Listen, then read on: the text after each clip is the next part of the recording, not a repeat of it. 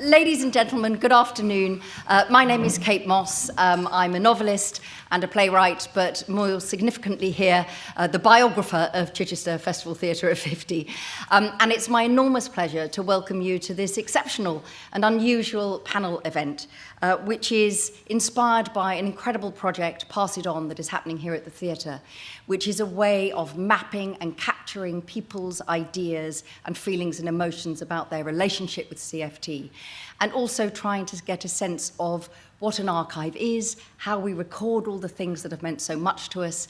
And for this event, we decided that we would invite a stellar panel, as I think I announced it on my Twitter earlier, read by two people probably, to really ask the question in the context of the three wonderful plays that we've had here in the Minerva over the course of this season, the Hidden Histories plays, starting with Pressure, then Pitcairn, and now Taken at Midnight, which has been getting the most extraordinary reviews. And I'm sure many of you have seen it or maybe are going in tonight. Who has seen it already? And who's going in tonight? Tomorrow? Who said that? Well done, that's good, as long as you're all going in at some point. But the question behind all of this is, how do some stories fall out of history? Why do they get forgotten when other things become so very clear and entrenched in our minds? And what is it for artists and writers in any field, but particularly playwrights here? We have two playwrights here and me as a half playwright.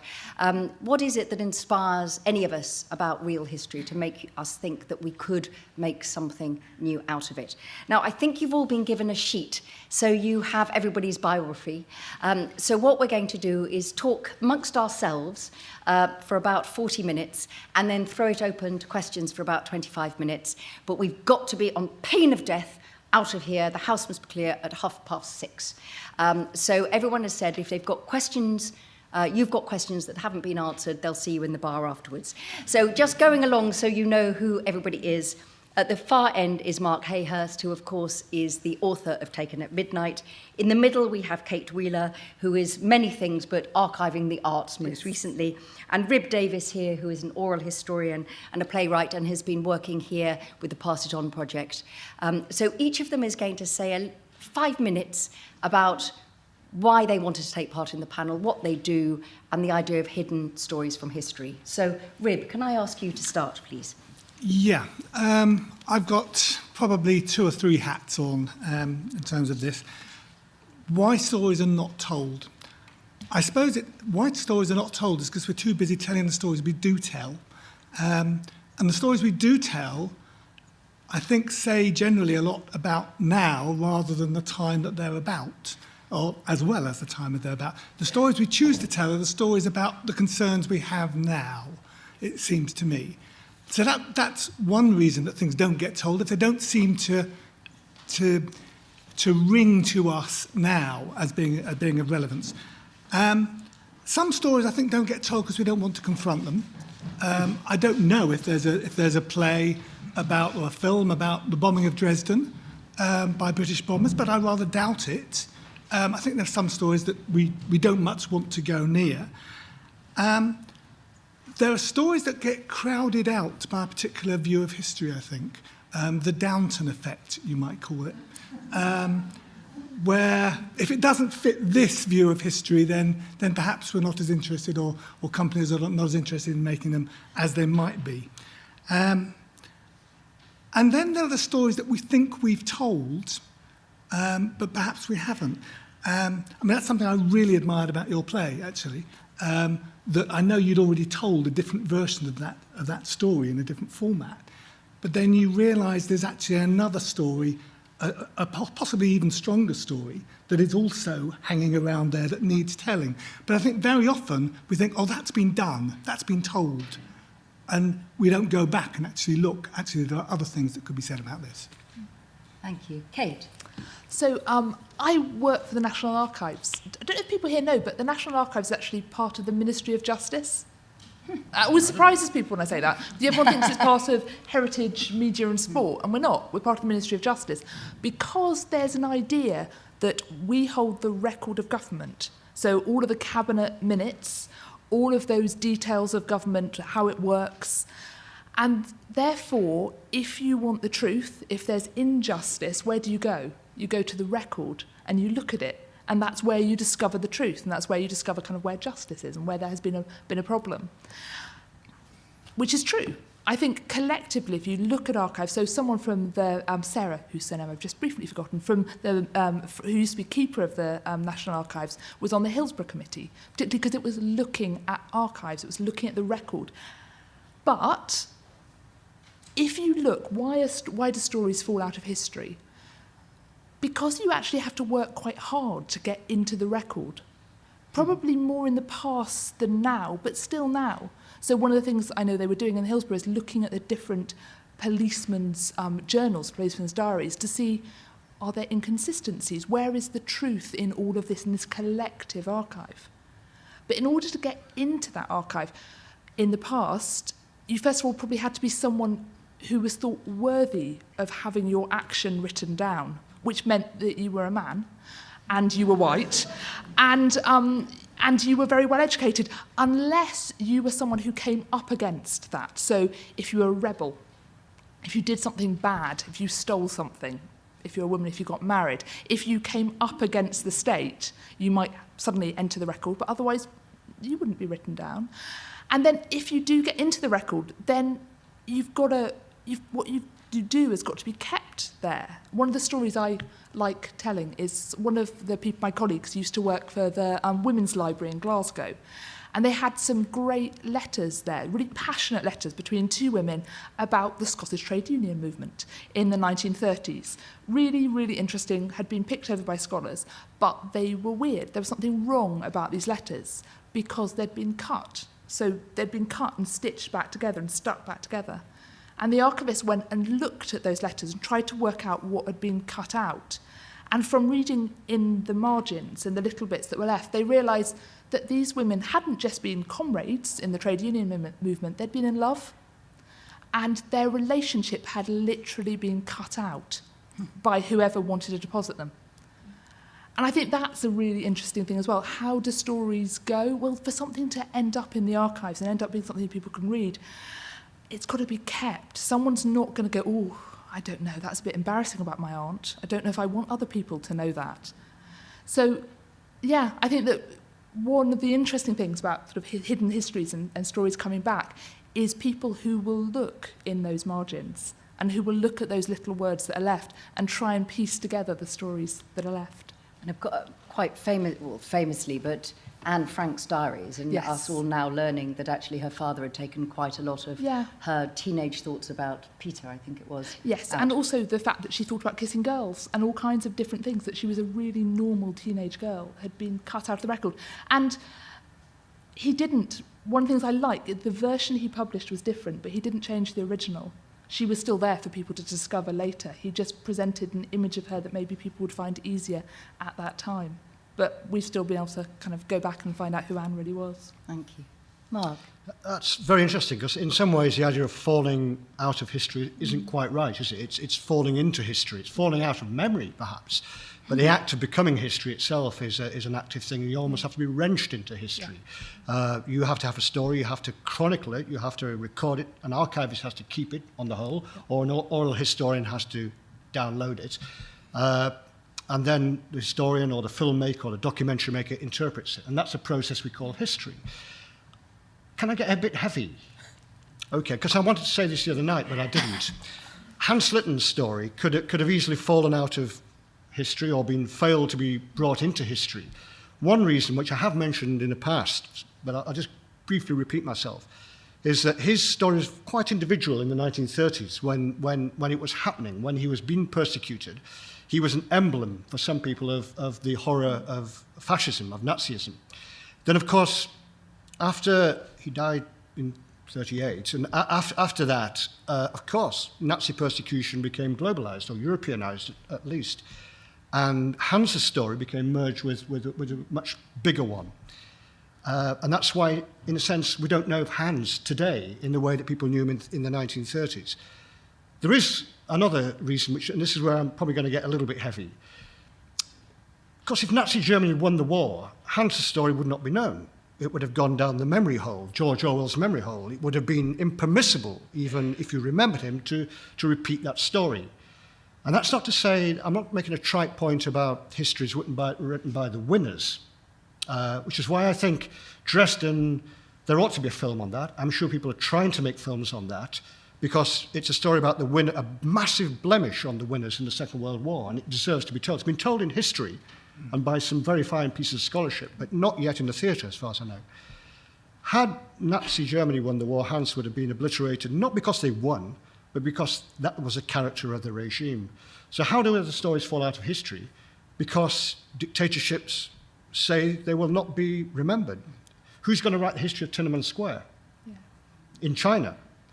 I mean, hopefully one day it will be done, and somebody will be alive to pass on what truly happened. Police archives, army archives will be opened, historians will get to the material, but I can't see that happening for a very, very long time. And at the moment, that story isn't even memorialized. There's no anniversary. If you mention it, you're courting disaster. And that in the sense is, thankfully, we don't live under those kind of regimes, so our job is a little bit easier. So there are 3 different types of ways, listening to you all, that stories fall out. So there is neglect, benign neglect. It's not a deliberate refashioning, but it just doesn't for whatever reason. There's an active decision that this is not the history we want told. And there's the fact that the history makers tend to reflect in their own image and the things that value. So picking up on all of these things, I'm interested to know, how do we know, as artists ourselves or as readers or audience members, when an archive is to be trusted and when it is not? I don't think... Great! I've stumped them within 5 minutes. Yeah. That's fantastic.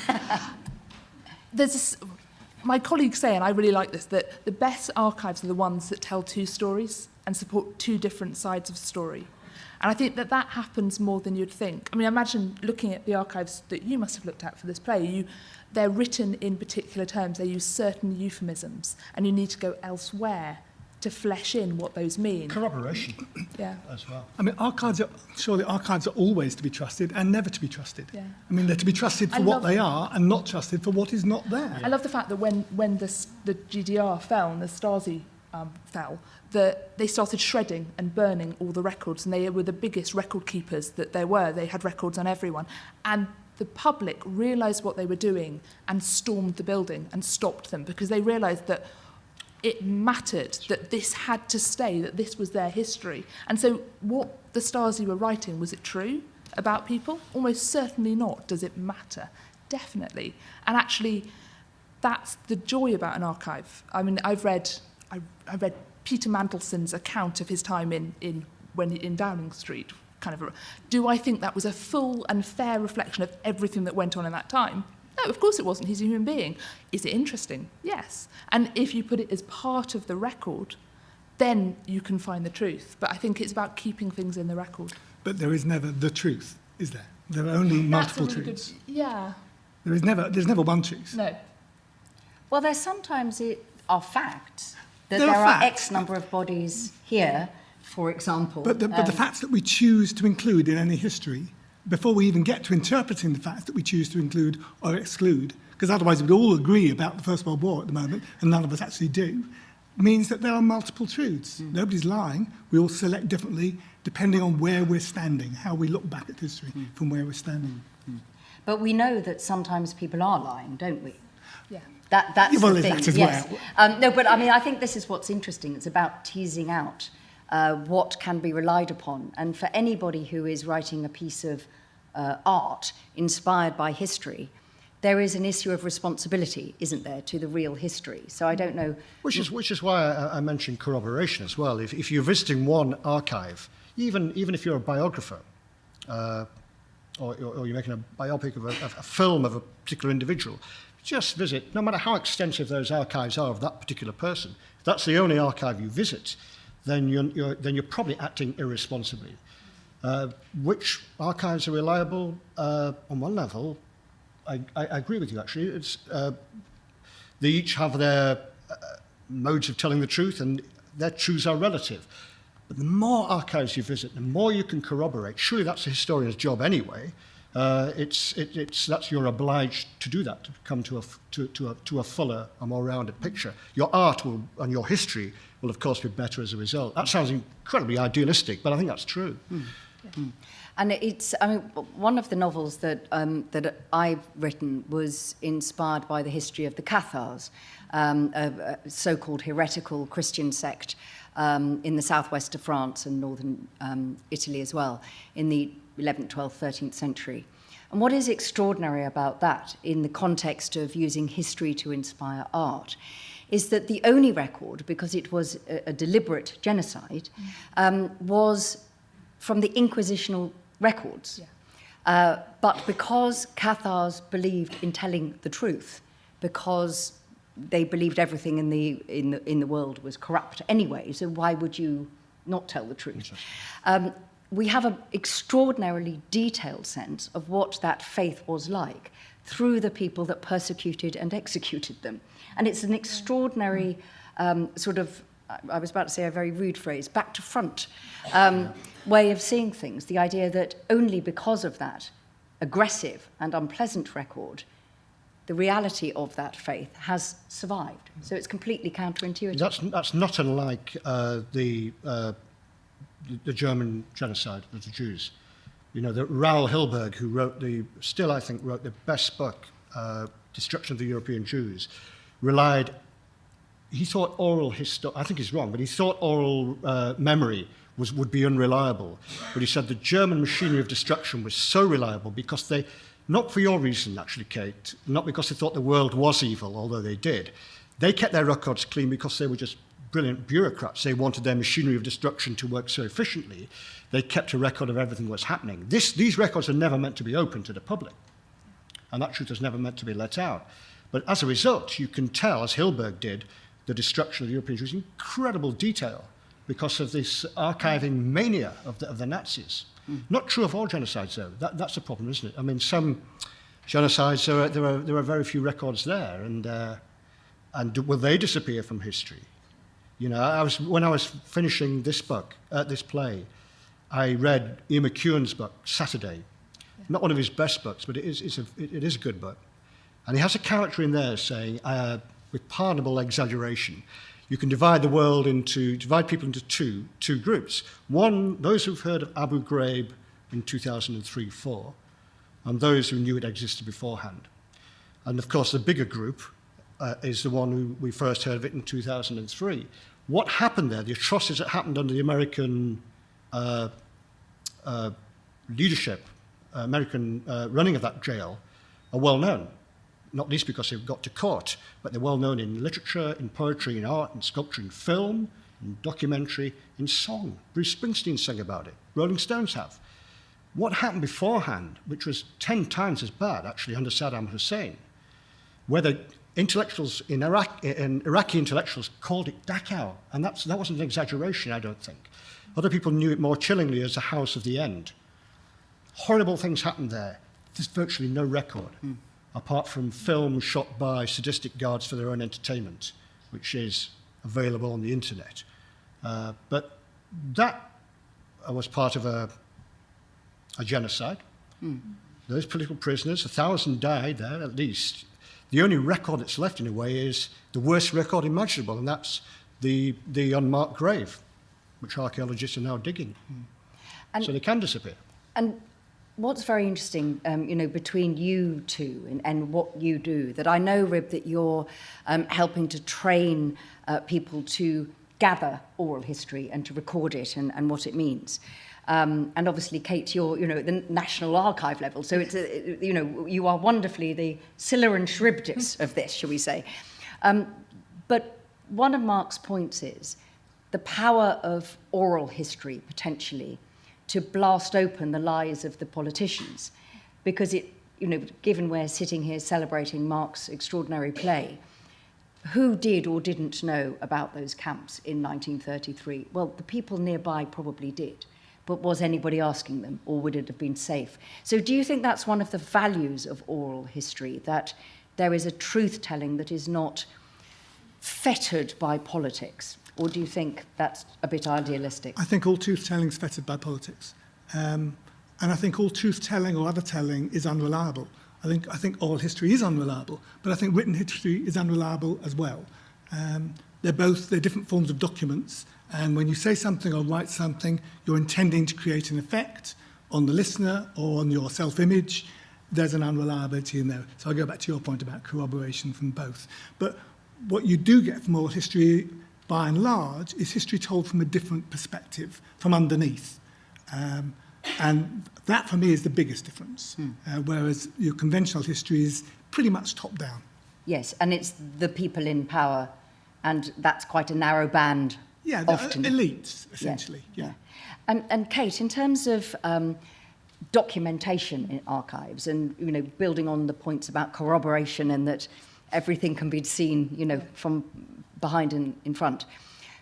Do you have, as someone who works in all archives at the top level, as it were, is there a sort of, not a test, but a way at which you start to rigorously examine any document that is put in an archive to see whether it is a piece of fiction or a version of what somebody thought was happening? Because, I raised that in terms of Stalin and dekulakization. That was a complete and deliberate attempt, the dekulakization and that genocide, but the records were complete fiction. Yes. So it wasn't that they were partial, they were a lie. It's difficult because, so when we talk about something going into an archive, so I think archives are different from oral history because archives are generally, they're the things which are created on the move.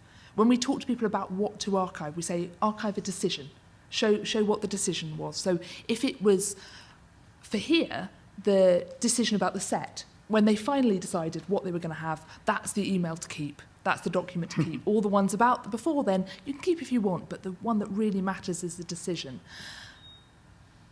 I think the decision to lie is just as interesting and should be kept.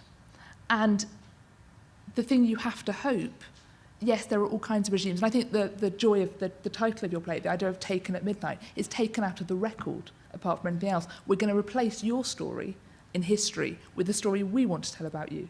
And I think that's a really interesting thing, but you need both of those. You need the person who can come in and find the real truth, and you have to hope that the records and that the people and the oral history is there. But the lie is important and interesting because who knew the lie and what was the point of it? What was the aim of it? I think that's a really interesting thing to know as well. Because the history of dishonesty is interesting in its own right, isn't it? Yes. Or the history of illusion is interesting. Yeah. So it's, that's where the historian, I guess, becomes a detective as well, when you're looking for the deliberate lie.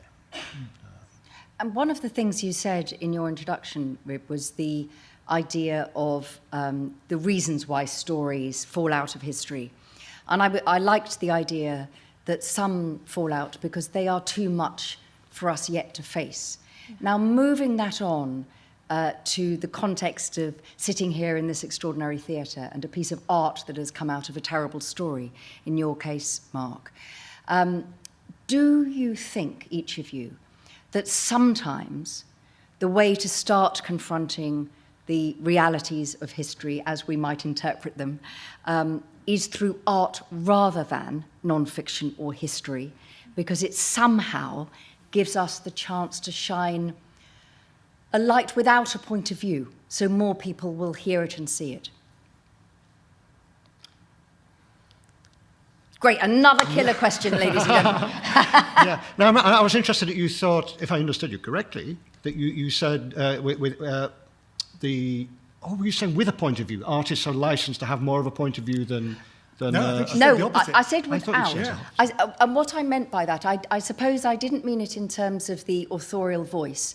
I meant it in terms of engagement, so not the solipsistic work, but the engagement with readers or audiences. And I suppose I partly ask it because in my own experience as someone who writes forgotten women's history, that if you stand up and say, I'm writing a book about the fact that all the women have been written out of the resistance in the Second World War, a few people go, God, that sounds interesting. Most people go, oh, it sounds like a preachy, moany book. When you write a novel, where that is the subtext, but it's about this young woman and that young woman and the men who love them, then anybody, regardless of their point of view, might enjoy it as a piece of fiction. So they come to the history secondarily. So I meant it that way round. Yeah. Well, I think good historical scholarship approximates to your version of what makes a good piece of art, in the sense that you should not. I mean, we know there's a space for agitational history. If you're in the middle of a political crisis and you want to make a point. This isn't advocacy for telling lies, by the way, but it's you can be militant in the way you present your material. It's disgraceful that black history is not shown, and this is why segregation exists, and this is why I'm producing this handbook, this manifesto to politicize people. That is good politics, but it's probably in the long run bad history. That's not the way I think history should be written on the whole. I think it should be written with the open-mindedness and the contingency, the provisionality, if you like, of the way you would write your novels. Doesn't mean it doesn't secrete an interesting militant truth into the public consciousness, but it's almost furtively done. Because it's about who's listening as well as who's producing. Yeah. So I work particularly with Arts Archive. That's my job at the National Archives. I go out and I work a lot with arts institutions to help them keep their archives. And so I would almost look at it the other way around, that one of the amazing ways of connecting with the past is through entertainment and what made people laugh and cry in the past. I mean, did you know that the Australian troops in the First World War had a gymkhana just a couple of miles behind the front line? Somehow they feel more human, those boys who later died, to me, knowing that they used their ponies and had a gymkhana while they were waiting to go over the top. There's something about that connection. There's an amazing project which has just been funded by a big research council out of Leeds University, which is called Reanimating the Jewish Archive. They're looking into particularly Jewish history, and not just from the Holocaust, but did you know there are songbooks from some of the camps that existed, that were printed? Reperforming those songs, there's an ethical question which they're looking into around what's that like? What does that mean? Can you give a voice to some of these people who'd written these songs who were then killed? What's it like to take their art and reperform it? Does it help us get closer to them? And I think it does. That's why I think the archive of this theatre, which is part of the Pass It On project, matters, is because actually going forward into sort of 20, 30, 40 years' time, it matters. What did people connect to now? What did they do when the first performances here? What happened then? What do people take away from that? I think arts archives are an amazing way for us to step back into the past and see what really mattered to people. And yeah, that's kind of my take on it. And how do you tease that out, Rib? But lots of ways. Just go follow ahead. this, but just reminded me of something, that the context in which you try to tease that out is really important. And I think in many projects, this word celebrate creeps in. Either in the heading or somewhere in the strap line. And there's this obligation to celebrate. And that can limit what you get, what people feel they're able to tell you. This is a celebration of the opening of the new theatre or whatever. And if that's the starting, which I've tried for it not to be, but if that's the starting, it really limits what you collect and the story that you finally put together. One little anecdote. I was invited to write a play about a village in North Nottinghamshire years ago. And I did all this interviewing and finished up with the script. We got everybody together in the village hall and we read through the script. And what had emerged from the research was that the village next door, when the pit had closed down, they all moved to this village and the people had hated them. Script was read, deathly hush, end of project. Yeah. That was it. Because it wasn't, celebratory. Yeah. It was, as I saw it, the history, but no, we were there to celebrate. That would have never happened in Yorkshire, by the way. Well, they would have known they hadn't gotten in the first place. Nottinghamshire people are a bit strange. Oh, well, they're difficult. But is that actually, in an odd sort of way, almost the patronising element that can sneak in? Absolutely. With the idea that us ordinary people, it's sort of the village and the fate, yes, rather than anyone who has an intellectual. Do you think that's what it is? I think there's an edge of that sometimes. Yeah, sometimes. Not always, but sometimes. It reminded me of something that I once said as well. It's a question of history as self-esteem, which I've always distrusted. History as purely celebratory. We recover history because it makes us feel better about ourselves or our group. One of the first, going back years now, one of the first documentaries I ever did for the BBC was the sort of thing they don't do anymore, unfortunately. It's a 5-part series on the great African-American migration from Mississippi to Chicago. It's a great story. It was all oral history. And the films were good, I will say that. I wasn't the only person involved, but the films that went down well. But it had a really tricky moment just before we broadcast them. One of it was in those days, Discovery Channel used to make documentaries on human issues as well, history. And they were small partners in the project, but they still had some money in the project. So what they did was take the first episode, which was set in Mississippi in the 1930s, and it was about sharecropping and picking cotton and segregation. And they showed it to a panel of school teachers, mainly white actually, but mixed, black as well as white. And these people were so outraged they made a film of themselves being outraged. And basically the cause of complaint is if you show this in American schools, it will destroy the self-esteem of the kids who watch it. And basically their complaint was these mainly women often had been abandoned by their husbands, because this was a problem on sharecropping. It was a bit semi-slavery. That's why husbands and wives didn't form permanent partnerships.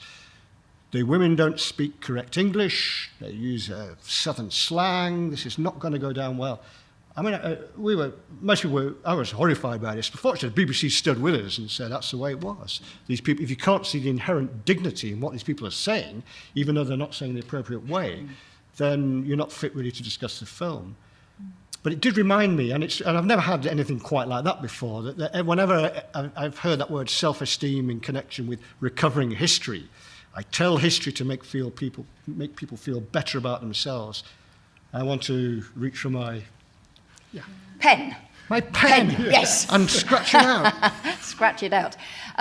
Which leads on to, what you have been doing, Rib, and helping people to tease out individual testimony or stories, and what you do, Kate, in terms of archiving the arts and what that means. And of course, Mark, the decision you've made in Taken at Midnight, coming out of the fact that you'd already looked at the Hans Litten story, but felt there was something more to investigate. So could you tell the audience who didn't come to our interview last week just a tiny bit about why you wanted to revisit a piece of history? It's what Rib said, actually. It's in the process. I made the drama about the trial and why this man decided with his friends that it would be a good idea to hold this guy to account in a Berlin court.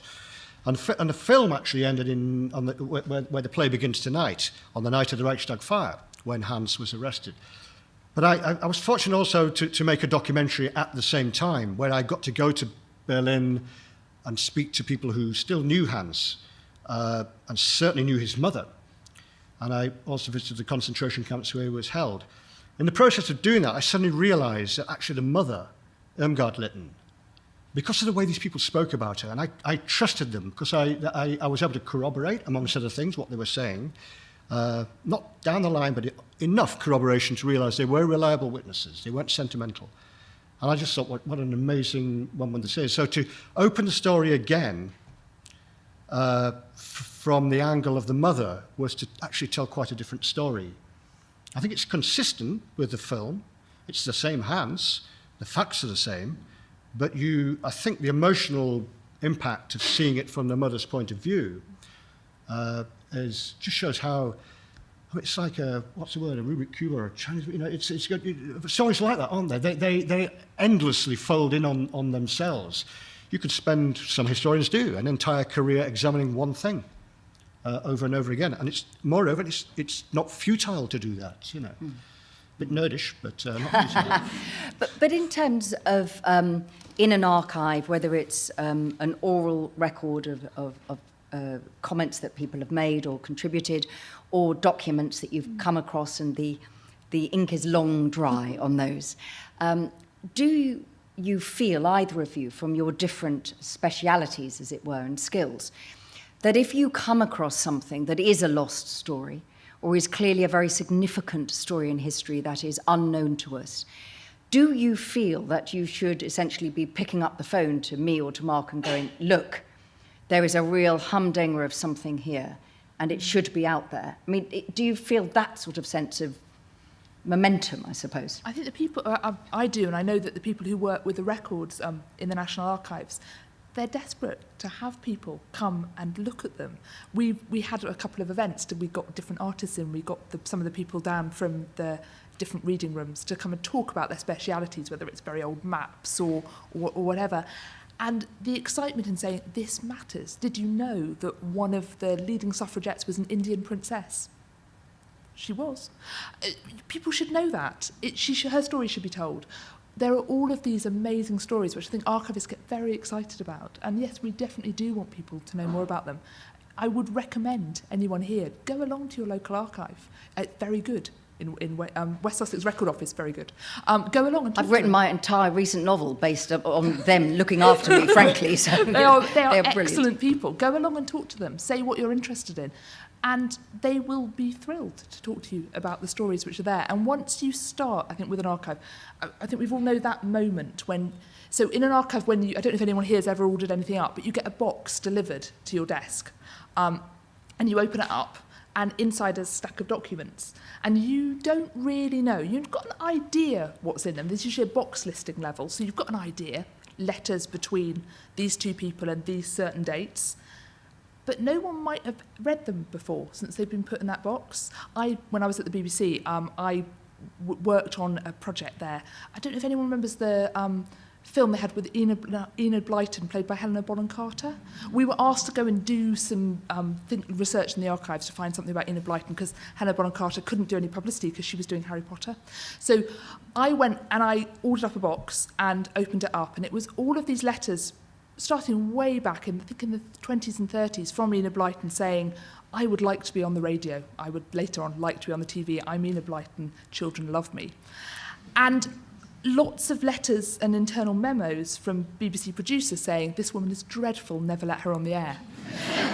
It was a wonderful story. And we released lots of documents, and actually that drama did very well, partly because there was a lot of publicity around it. But one of the reasons I loved that experience is that if you'd said to people, I'm going to release a story about censorship in educational schools broadcasting in the 1940s, I don't think anyone would have cared. If you say, God, the BBC didn't want Enid Blyton on TV, suddenly people are interested because they know those people. It feels like a story that they want to get behind the curtain and find out more about. There is a thrill, we talked about this coming in actually, the thrill of getting those boxes ordered. Yeah. Could be the National Archives, could be the Regional Archive, could be in France, anywhere where they keep organised records. The thrill of seeing, I also said it with a red ribbon, and it always comes, those files seem to always come in with a red ribbon, and taking that off, opening it up. And it's not like reading a book, that's thrilling as well, but in a different way.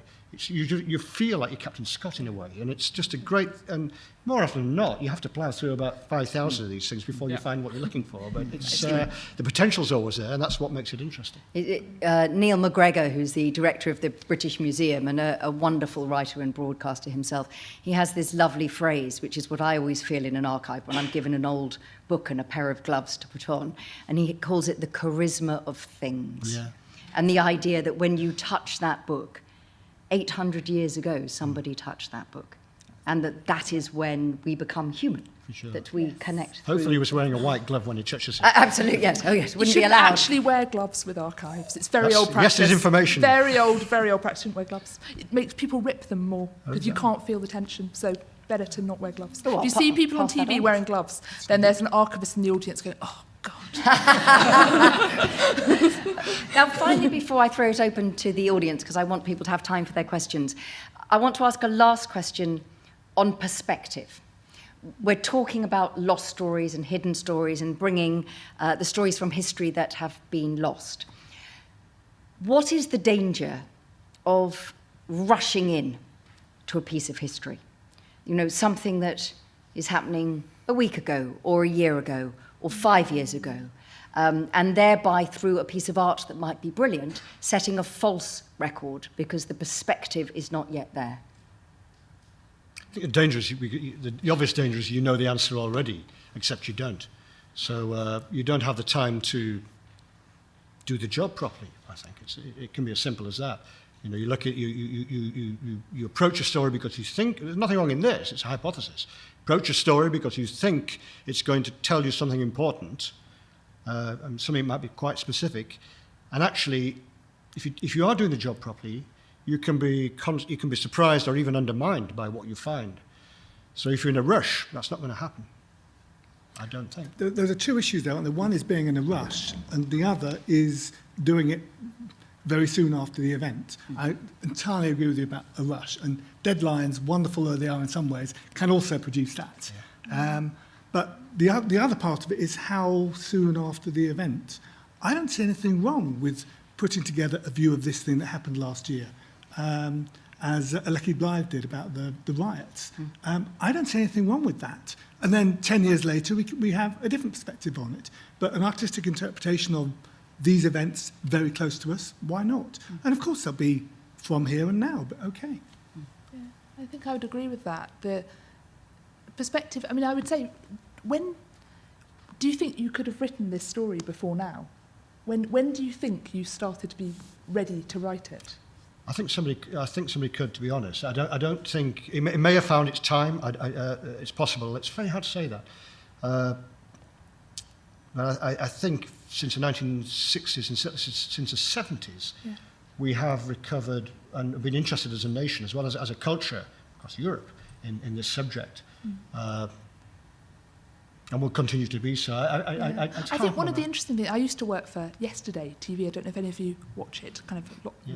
So people really like programmes about the Second World War. And I think one of the reasons that people really like programmes about the Second World War is because there's a feeling of moral certainty on that, which there isn't with the Second World War. With the First World War, there isn't. It's all messy. Nobody really knows what happened, and loads of people died, and it's really sad. With the Second World, horrible, horrible things happened in the Second World War, but we kind of feel that we were right and they were wrong. And there's a feeling of moral cleanness about that this was a good war. It was right that this happened. And I think one of the interesting things about that, and that sense of, perhaps it goes back to the congratulatory history, is we forget in that our own history of anti-Semitism in particular. I mean, I don't know, it's only one document which I read, but there's a thing by George, I think it's George Orwell in the BBC archives, talking about one of the reasons that they didn't talk about, particularly what was happening to the Jewish population, was the feeling that British people here wouldn't have wanted their boys to go to war for Jews. They might have turned on the Jewish population in the UK if that had happened. Yeah, I think it takes distance from an event for us, and also society, to change enough for us to realise where we're standing on it. Could this story have been written in the 50s? I don't know.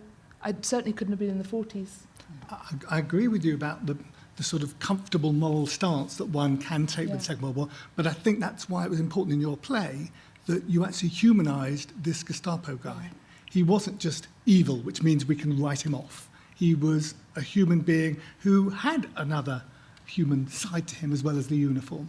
And that actually undermines the them and usness. That reminds us that actually, well, maybe we could have been that guy at some point, which I think... That makes me want to now reverse my... I think that's true.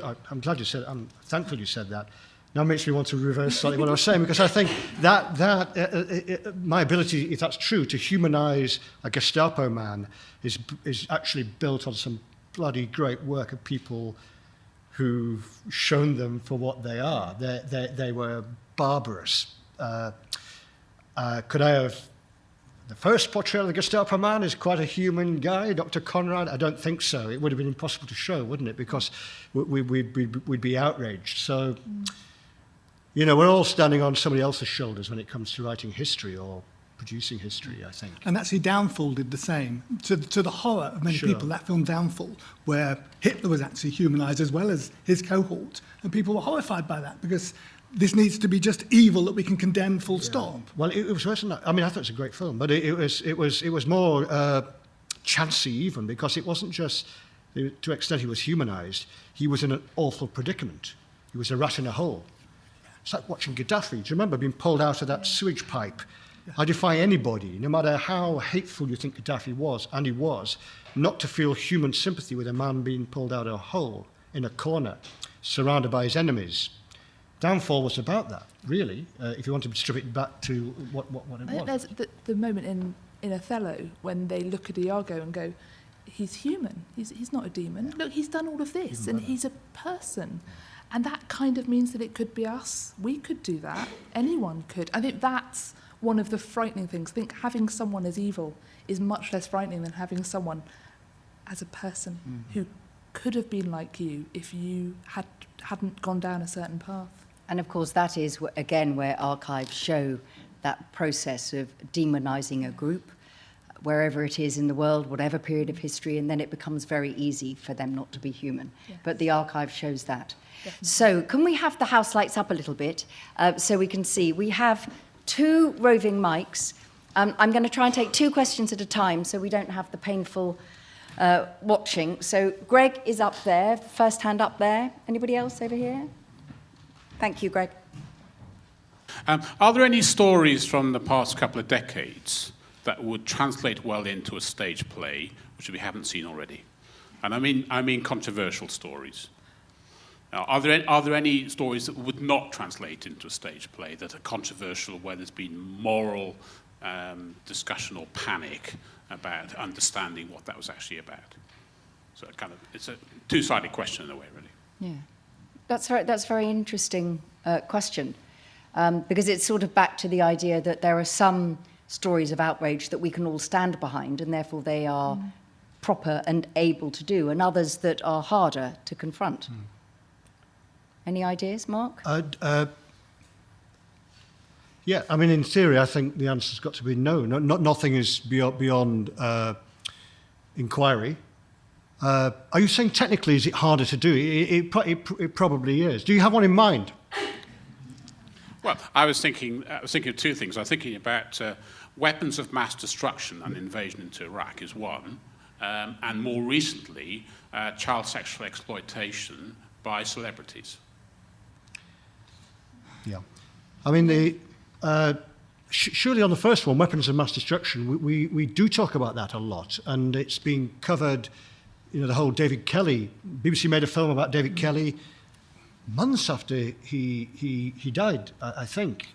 It seems that we can't move for films. I'm curious why you would mention that. I think it's difficult and it's tricky and it's relevant, but it hasn't deterred anybody from talking about the subject, I don't think, artistically, I mean. I think the other one's more tricky, though, isn't it? I didn't catch the second, I'm sorry. The child abuse one. Yeah. Child abuse by abuse, celebrities. And child sex exploitation by people who are in the media spotlight all the time, for example. Yeah, it leaves a bad taste in your mouth, doesn't it? And the idea also of somehow turning that into entertainment, I think, is tricky. And yet, when I say that, I think, well, you managed it last night. I mean, in a sense, entertainment, if you like. But I think that leaves us feeling a bit queasy if we're dealing with child sex abuse. I think one of the things that is always disappointing, shall we say, about history is that I think, particularly with our engagement in the Middle East, I'm absolutely sure that there will be a moment at which documents come to light where it is quite clear that we made a very deliberate decision to turn away from something in order to pursue something else. And I think those are the ones that will be very difficult when it is exactly your point, Kate, about who knew what when, and your 2003 in Abu Ghraib, and when was the decision made, essentially, that we will throw these people to the wolves in order to protect those. And those, I think, are very hard, as you say, in art to discuss, because sometimes that moral certainty, when the entire audience is on the other side, is very difficult. Maybe that's the interesting thing then, that actually those might not be the stories that history wants to tell, that they're the stories we know a lot now and we're talking a lot about now, but actually it could be that there's another story which we don't know about, which in 20 years' time will surface when the 20-year rule is now happening rather than 30 years, so it will be 20 years, when the documents from now get released to the journalists and everyone goes, oh my goodness, that happened? I didn't know. And that might be the story that art wants to tell. we don't know yet. The hidden stories. An interesting analogue, actually, was I think Lucy Preble's play Enron, which went down incredibly well in London, but didn't last 2 minutes on Broadway. Same production, because the Americans felt she was the wrong person to tell it, I guess, or British actors were the wrong people to do it. Now that makes me think again. I switched my mind because I think that's a petty objection, but. Well, I mean, it goes to the heart of who speaks for whom, really. It does. You know, that as a writer, I think that any woman, any man, regardless of their age, their race, their background, whatever, as an artist, should have the opportunity to try and tell a story that they want, that it can not only be, if you're this, you can speak for that, but if there isn't a plurality of voices, if it's only the same few people doing it, then that becomes problematic. That's a good answer. Yeah. There was a question over here, gentlemen. Thank you. And then you could have... Yes, sorry. Kate mentioned the question of perspective. And at the beginning, somebody mentioned the question, we haven't written a play about the bombing of Dresden. Because as a young man in Chichester, I met Bishop George Bell. He's always been a hero of mine. And I have been involved in debates, arguments, about the different views between George Bell and various politicians. And when I have brought it up with, say, 20 or 30 years between each discussion, the result has been different because the perspective has changed. So when do you put your lens on a particular story? Because different time, you'll get a different answer. Yeah. Yes, and a different appetite in the audience. Because surely you're finding people are now more responsive to telling that story. That there was in Dresden. I'm not going to come down on one side or the other, but you have to agree, of course, that there's a big dirty question mark over the bombing of Dresden, and people are willing to ask that question now, I think, more than they would do, say, 10 or 20 years ago. Is that correct? Yes. Well, isn't that in part just because the people who were responsible for it are, by and large, dying off? Yes, they have their memorial in Green Park. As well. So it's working both ways. So the Bomber Command, and no one would doubt the bravery and courage of the British lads who went up there in those planes, felt marginalised as well because nobody really wanted to talk about Dresden. So it took them years, didn't it, to get some kind of memorial. So it's like there's recognition on both sides. I will say also this, I think, that the whole question of Dresden was complicated by the fact that the one British historian who raised the issue and actually exaggerated it, everybody says so, was David Irving. So the Holocaust denier. So who would want to agree with that man? You know, it had its own insidious effect, I think, that the thing was brought up by a Holocaust denier. But I think we're getting there. And I think, good books are starting to be published. And I don't see why a good play or a good film couldn't be made on this subject. And it's also possibly the changing attitudes to a desire for simplicity has hitherto always had a sense of heroes and villains, that you are either completely a hero or completely a villain. And here at CFT, many people in the audience will remember a beautiful and magnificent play written by Ted Talley called Terra Nova, which was about the Scott, his last expedition. And the theatre was almost empty because it was, in those days of 1979-80, people did not want to hear that a great man might have made the wrong decision. But now, of course, people can see the incredible beauty of the play and the man and the fact that mistakes were made. And it's a different appetite for it to be less simple, maybe. Lady there. Yes, well, you're saying slightly what I want to say, that I think, do you think, that so much of it is the immediate zeitgeist of what is happening. And that as human beings, we are coming more and more, and thanks to quantum physics and all sorts of things, that we are all one, and that the consciousness of humankind is where we are evolving now. We've gone physically as far as we will, but the consciousness is changing, and that this affects the way we approach all these problems. And it is no longer so black and white, and like you were saying, that people are human beings. And so that this affects how you are, the ongoing difference in the way we're seeing history. So...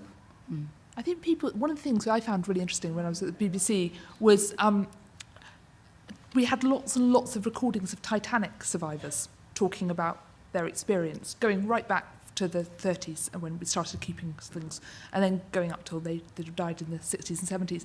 And they really changed. Their relationship with their own history changed. Not the facts, they remained static, but at the beginning it was very much, gosh, this happened, gosh, and no emotion. And then when the 60s came, you really felt people starting to say, this was awful, this has haunted me, this is one of the worst things which you can ever imagine. I remember that moment when. So I think you're right. I think people's relationship to their own history has changed as well as we've moved on.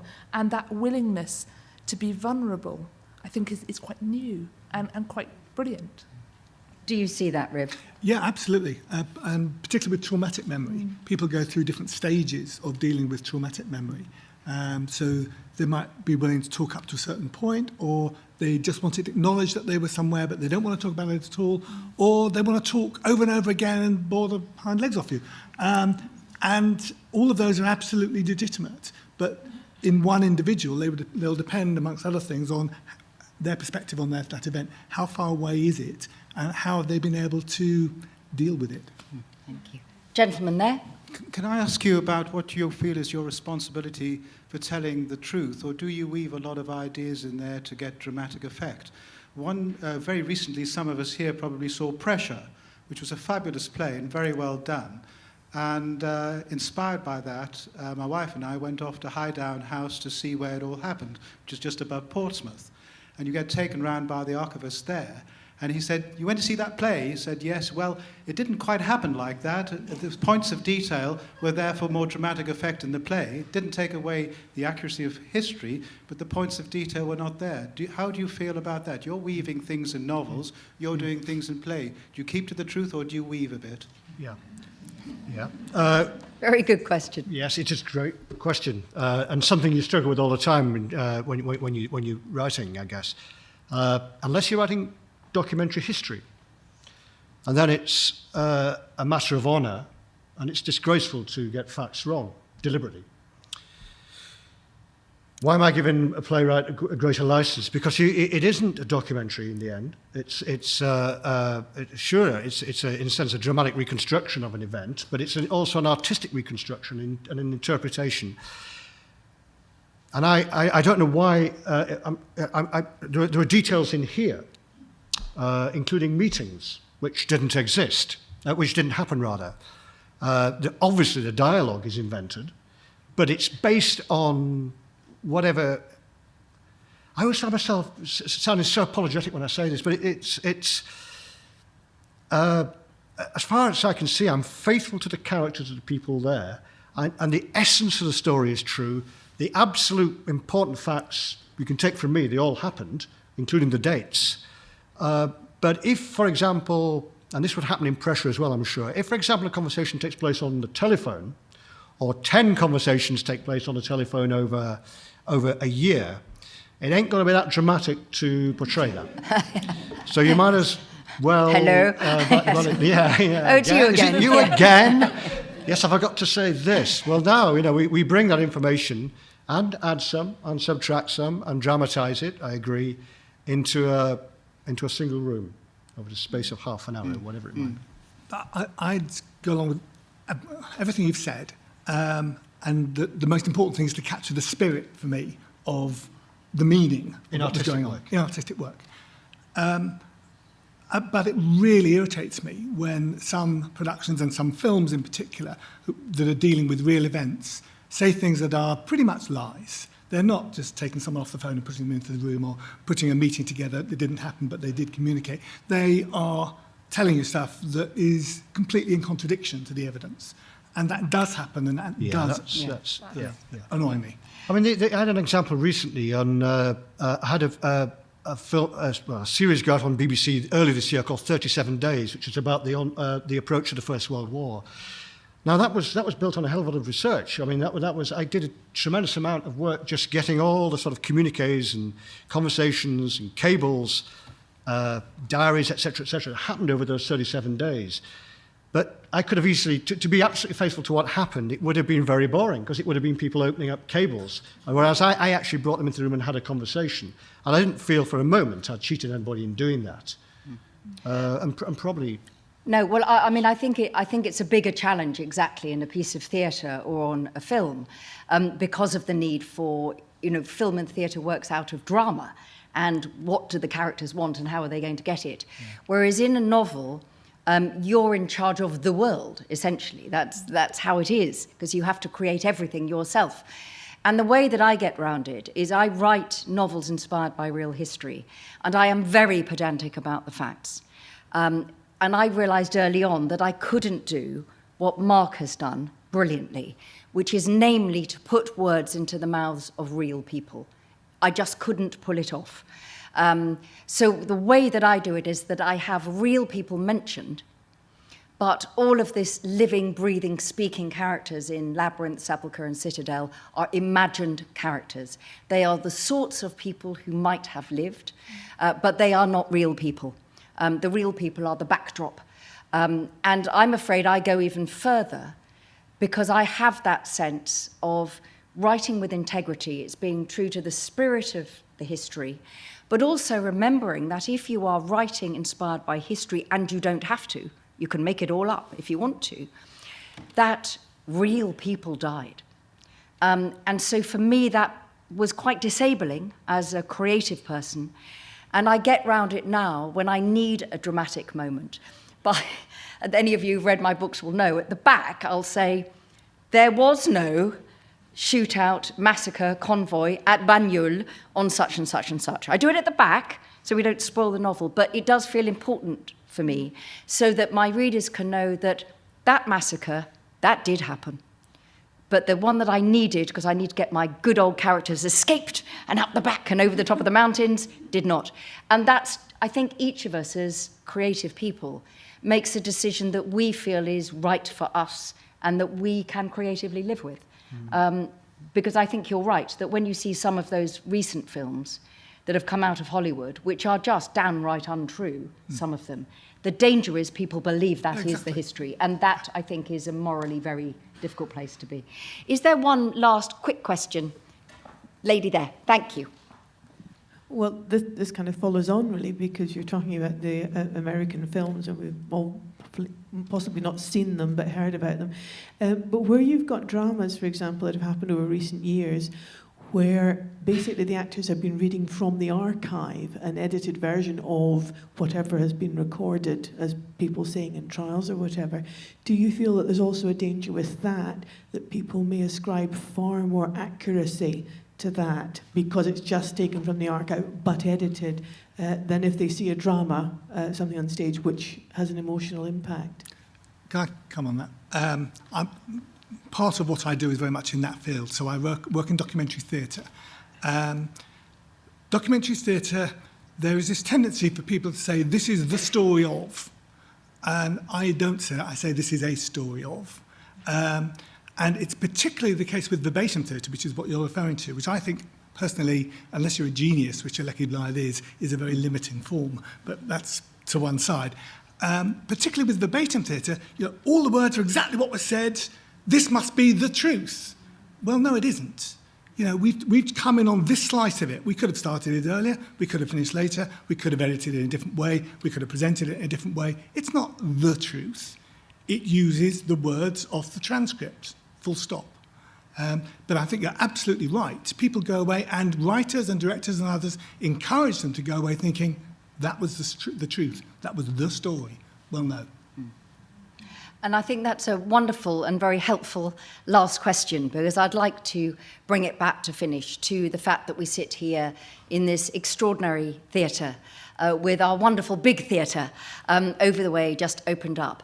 But the Pass It On project, this 3-year project to archive, to get all of us who have an affection here or a relationship here to share our views of how this incredible theatre came to be, all of the voices that echo in the spaces here, whoever they are, and to make it as a record, because then whatever else it shows, this is how theatre is made.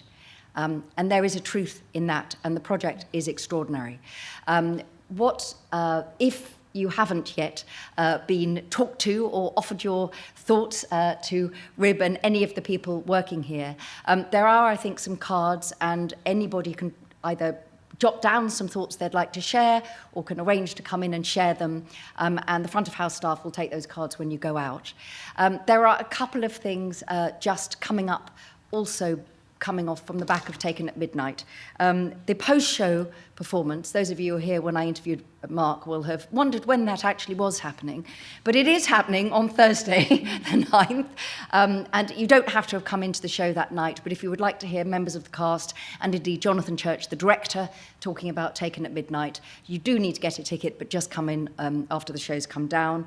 I'm doing an interview, a Late with Kate, with Penelope Wilton, who I think anyone who's seen it will agree a quite towering performance. I mean, one of the most extraordinary stage performances certainly I've seen this year. And that is on the 16th. And then to finish this extraordinary panel event, a very special event in the morning of the 25th of October, which is young playwrights inspired on Out of the Archive project. So to hear what younger playmakers and playwrights have made from the documents that everybody here has been working on about archiving CFT's history. And I think that will be an extraordinary and very wonderful contribution to the hidden histories that we have. But the time is up. It is 1 minute, thank you, whoever did that, perfect, before 6:30, and we need to scarper out of the house. So could you please just thank everybody on the panel, Mark Hayhurst, Kate Wheeler, and Rib Davis. Thank you very much.